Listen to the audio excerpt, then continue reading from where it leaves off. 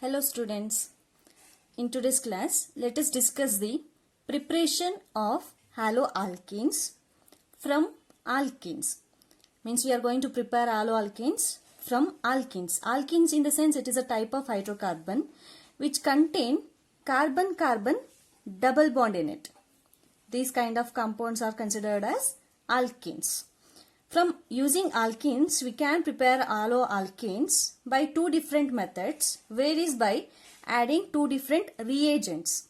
In that first one is addition of hydrogen halides. Hydrogen halides can be generally represented by a symbol H, X, where H is hydrogen and X can be any of the halogen. First I will tell the order of reactivity for these hydrogen halides also. The order of reactivity of hydrogen halides in this particular preparation of haloalkenes from alkenes is going to be like HI, hydrogen iodide, is greater than HBr, which is greater than HCl, and that is greater than HF. This is how the order of reactivity of hydrogen halides are going to be in the preparation of haloalkenes. Now you may ask questions why this hydrogen iodide is more reactive than other hydrogen halides. Why? Because you can see that hydrogen, the atomic size of hydrogen is very large compared to the remaining halogen groups. If the atomic size increases, then the bond length will be more. If the bond length is more, then it is easy to break the bond between hydrogen and iodine. That is why hydrogen iodide reactivity is greater than HBr, which is greater than HCl, and that is also greater than HF. This is the order of reactivity of hydrogen halides. Alkenes can be classified into two types based on the structure, that is symmetrical alkenes and unsymmetrical alkenes. Symmetrical in the sense, let me write one example so that you can understand.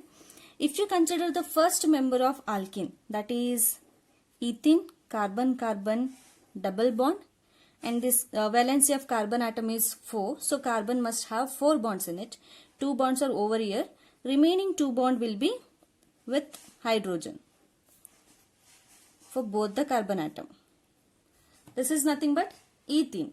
Here you can see, here the center point is double bond.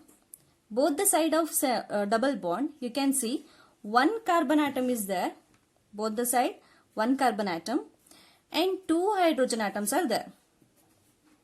If there is a equal number of carbon atoms and hydrogen atoms in both the side of double bond, then that kind of alkene will be considered as symmetrical alkene. Let me write one more example. If you consider an example like CH3, CH double bond, CH, CH3. This is nothing but butene, but2 ene. Here you can see that double bond is here. Correct? Both the side of double bond, it contain 2 carbon atoms and 4 hydrogen atoms, both the side. So there is a equal number of distribution of carbon atoms and hydrogen atom in both the side of double bond. Then this compound will be considered as symmetrical alkene. So whatever the alkene you see, when the double bond is surrounded by the equal number of carbon and hydrogen atoms, all those alkene will be considered as symmetrical alkenes. Unsymmetrical in the sense, if you consider an example like CH3, C double bond CH2, carbon valency is 4, so to satisfy valency, let me write one more hydrogen here. CH3, CH, CH2. This is nothing but propene or prop1ene. In this particular compound, you can observe double bond is here. To the right side of double bond, there is only 1 carbon and 3 hydrogen. But to the left side of double bond, you can see 2 carbon atoms are there and 4 hydrogens are there. So there is no equal number of carbon and hydrogen in both the side of double bond. This kind of compound will be considered as unsymmetrical. There is an unsymmetry because of not presenting equal number of atoms both the side of double bond. So it is unsymmetrical alkene. I hope you guys understood the difference between symmetrical alkene and unsymmetrical alkene. You can try to write more compounds for an example of symmetrical and unsymmetrical. Why I explained regarding symmetrical and unsymmetrical? Because the method which we are going to use here is based on whether the alkene we are going to use is symmetrical or it is unsymmetrical. Based on this, the method we are going to use will be differ. So you must understood what is symmetrical and unsymmetrical. Now let's see how we can prepare haloalkane by addition of hydrogen halides when the alkene we are going to use is symmetrical in nature. Let me take one example. If you consider ethene molecule, carbon-carbon double bond is there and both the carbon atoms are bonded with two more hydrogen atoms. This is ethene molecule. To this ethene molecule, if in case there is a addition of hydrogen halide, generally you can consider HX. There will be bond between hydrogen and halogen. When you add HX to alkene, how the reaction is going to take place when it is symmetrical? If it is symmetrical, first of all the double bond will get break. The pi bond will get break first. But the valency of carbon atom is 4. This carbon must have 4 bonds. One bond got break here. So what happens? One of the hydrogen will get attached to one of the carbon atom. And halogen is going to get attached to another carbon atom. If in case this carbon atom is going to have partially negative charge, then hydrogen will attach to the carbon atom which is going to have partial negative charge. Halogen will attach to the carbon atom which is going to have partial positive charge. So what will be the product you got? That you are going to get carbon atom is bonded with two of the hydrogens already, and to this carbon atom halogen atom has been bonded. So you can write X here. There is one more bond here between carbon and carbon, and this carbon atom has two more hydrogen bonds. Write it down. And one more hydrogen atom got bond with that same carbon atom. So it will be like this: CH3 CH2 X. You can write simply like this: CH3 CH2 X. This is nothing but haloalkane, or you can also call it as alkyl halide. Understood? If in case it is symmetrical, the way the preparation of haloalkanes is going to be in like this. I'll give one more example. Let us consider one more symmetrical compound, that is CH3 CH double bond CH CH3. This is also symmetrical because this double bond is here, which is going to have both the sides same number of carbon atoms and same number of hydrogen atoms. To this, if in case you add hydrogen halide, what happens? One of the hydrogen is going to make bond with one of the doubly bonded carbon atom. First of all, the double bond will get break. This bond is going to get break first. Then one of the hydrogen is going to make bond with one of the carbon atom which has double bond earlier. And this halogen atom is going to bond with another carbon atom which has double bond earlier. So what will be the product we are going to get? It will be like CH3. CH was already there. To this carbon atom, one more halogen atom has been bonded, and there is one single bond between carbon and carbon because the double bond got break. So now you have C. To that C there is one hydrogen. To the same carbon atom there is addition of one more hydrogen. So write that hydrogen here. Next we are left out with CH3. What is this compound? It can be named as 1, 2, 3, 4 carbon atoms are there. So it will be in the second carbon atom. If you give number, it will be like this: 1, 2, 3, 4. The halogen atom is going to get the least number possible. So what will be the name? 2-halo-butane. This is the compound you are going to get. This is the product you are going to get. This X can be any of the halogen. You can consider chlorine, you can consider bromine or iodine, fluorine, any of the halogen it can be. So I have written generally halo. 2-halo-butane you are going to get. Now you may ask question, what if this halogen bonds with this particular carbon and hydrogen bonds with this particular compound. Let me write the product for that also. So what you are going to get now, you may get CH3. If in case hydrogen bonds with this carbon, it is going to be CH, single bond, CH. If in case this halogen get bonds with this carbon atom, it will be X, and CH3. What is the name of this compound? It is also going to be like 1, 2, 3, 4. So that halogen will get the least number. So the name of this compound is nothing but 2-halo-butane again.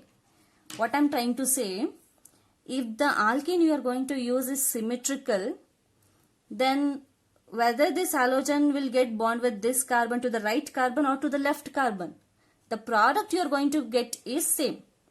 So you will get only one product, and in both the way you are going to get the same product. This is how symmetrical alkene is going to react with hydrogen halide to give the respective alkyl halides. Now this is very important, guys. Here we are going to prepare haloalkane by the addition of hydrogen halides like HX using unsymmetrical alkene. Previously we came to know what do you mean by unsymmetrical. This can be unsymmetrical because the double bond, both the side have different number of carbon atoms and hydrogen atom. And we are going to add hydrogen halide here. So this is addition of hydrogen halide method. You can observe here, this particular reaction is going to take place based on two major rules. These two rules are very important. You are going to get n number of questions based on this concept. So listen carefully. And you have studied it already in first year. So this is just a quick revision. One of the product is going to be major and another product is going to be minor. When you use unsymmetrical alkene, you will get mixture of two compounds in which one will be major and another will be minor. The major compound will always follow Markovnikov's rule. Markovnikov's rule in the sense, you can see here we are using hydrogen halide, no? Here particularly we are using hydrogen iodide. In this group, which one is highly electronegative? This iodine is highly electronegative group. Correct? According to Markovnikov's rule, the highly electronegative atom, this iodine, is going to make bond with the alpha carbon atom which has less number of hydrogen. This you need to consider very carefully.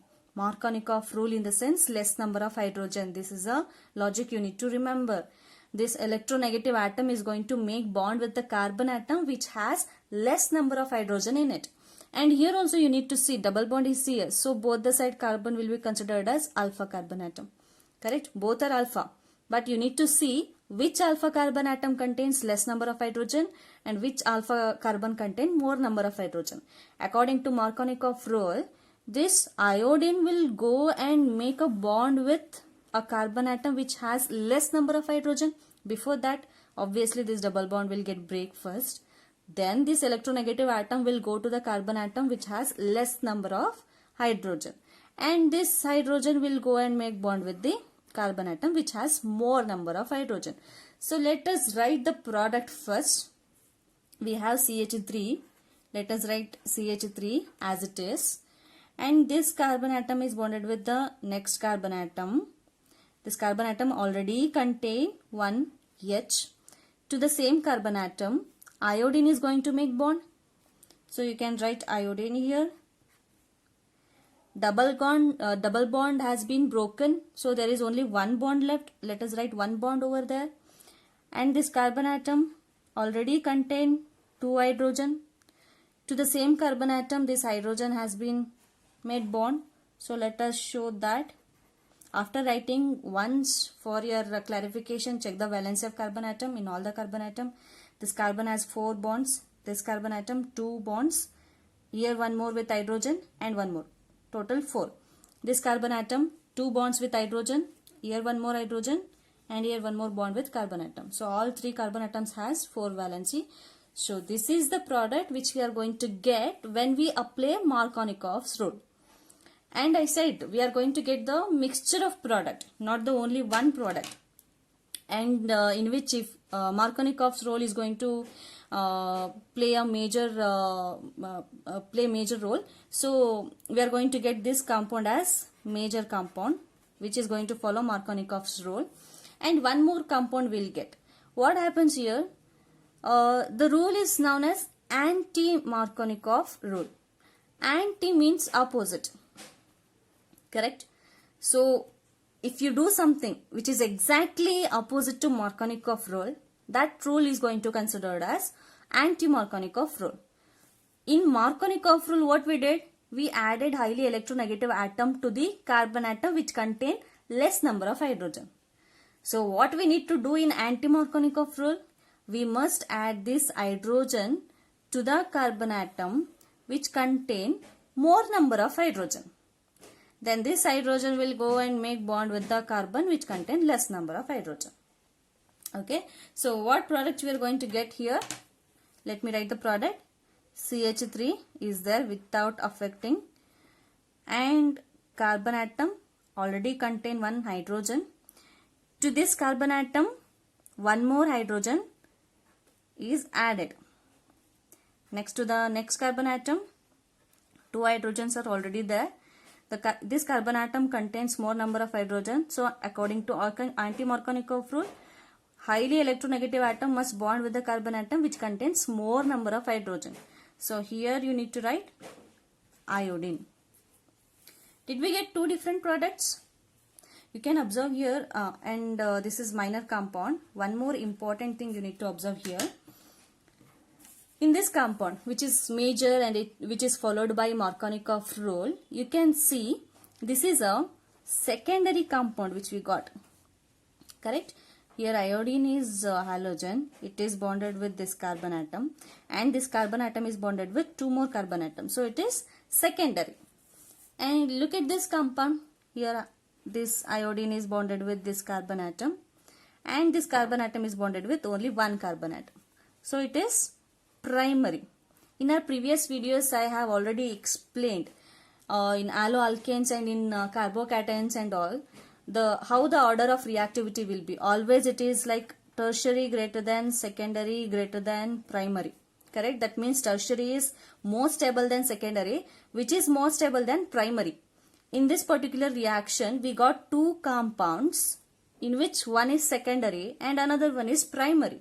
So which of the compound is more stable now? Obviously this compound is more stable compared to the another compound.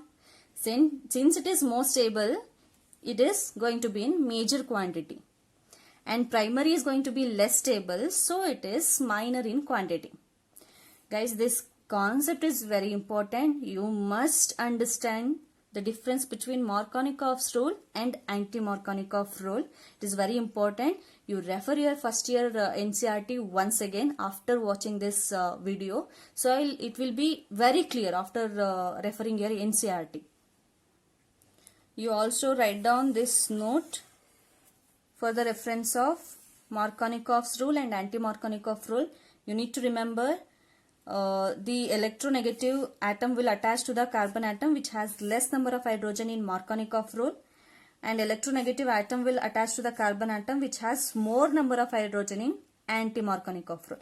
It is very easy, guys. You just need to understand clearly first, then it will be it is going to be very easy to remember. I'll tell one more very important concept for your competitive exams like NEET, CET and JEE. As we came to know, Markovnikov rule in the sense highly electronegative group attaches to alpha carbon atom which has less number of hydrogen, and anti-Markovnikov rule, which is opposite of Markovnikov rule, in that case highly electronegative group is going to attach to the alpha carbon atom which contain more number of hydrogen. But the addition important point is, if in case the reaction takes place without any condition in the sense like this, here there was alkene, to that we just added hydrogen halide, and there is no extra condition provided. If you do the process without any condition, you are going to get the compound in which major is going to be followed by Markovnikov rule and minor is going to be followed by anti-Markovnikov rule. That is what I have written here. Major is secondary, that is Markovnikov rule, and minor is primary, that is anti-Markovnikov rule. When you get this kind of compound, when there is no any condition, without any condition. But if in case you provided some extra condition like by using organic peroxide. Organic peroxide, for example, benzyl peroxide or any of the organic compound which is peroxide. Okay, if you use that condition, the case is going to be in a different way. See, I have taken same substrate, that is unsymmetrical alkene, which is propene, and I am going to add hydrogen iodide only. We'll get two different compounds. We came to know that will be in mixture. One will be primary and another will be secondary. The thing which we get based on primary, that is going to be anti-Markovnikov rule, and which we get secondary, that is going to be Markovnikov rule. But here you need to consider one thing.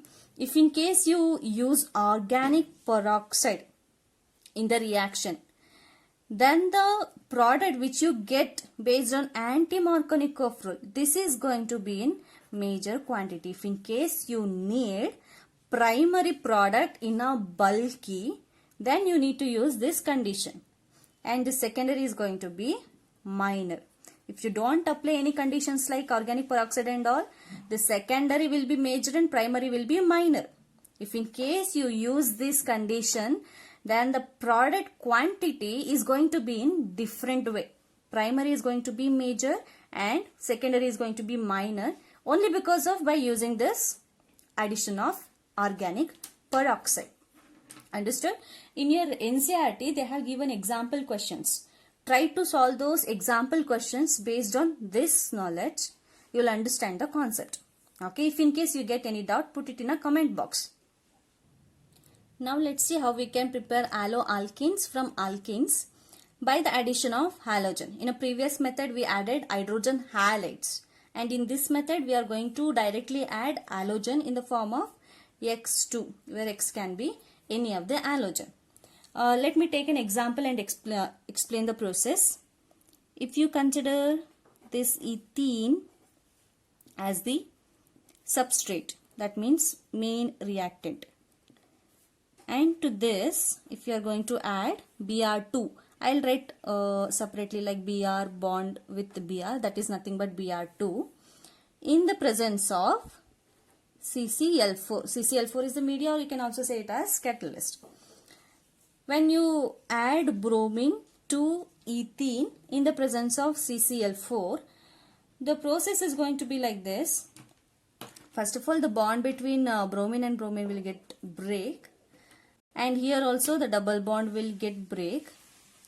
So one of the bromine will go and make bond with one of the carbon, and another bromine will go and make bond with one more carbon atom. So what the product you are going to get? Let me write the product now. This carbon atom is already bonded with two hydrogen atoms. Two hydrogen atoms I will write like this. And one more bond is with bromine now. Bromine went to carbon and made bond.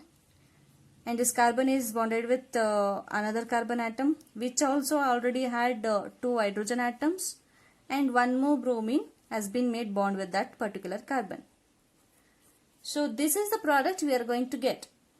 Can you identify which type of product is this? We have studied the classification of alloalkenes, no?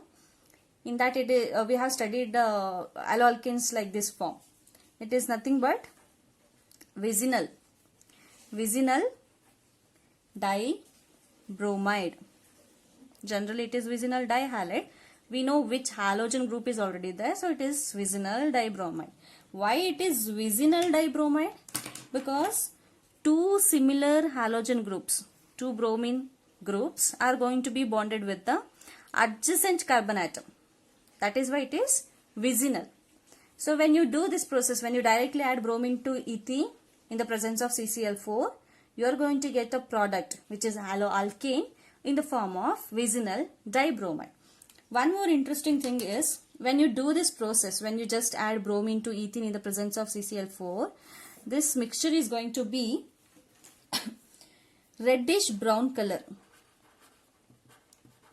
In the beginning, just by mixing these two, you are going to get reddish brown color. That indicates the bromine constituent. And this is one of the very important method to identify the presence of double bond.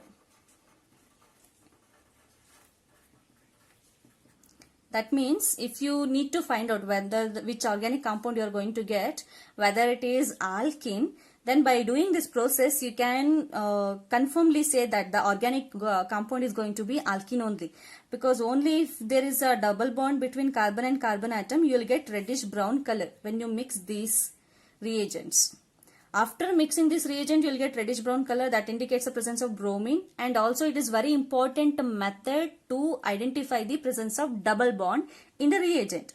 But after some time, until the final product form, it is going to be colorless. It will lose its color. Understood? Remember this point, reddish brown when you mix these reagents, and that color indicates the presence of double bond in the organic compound. And when the reaction is going to form final product, the final product is going to be colorless.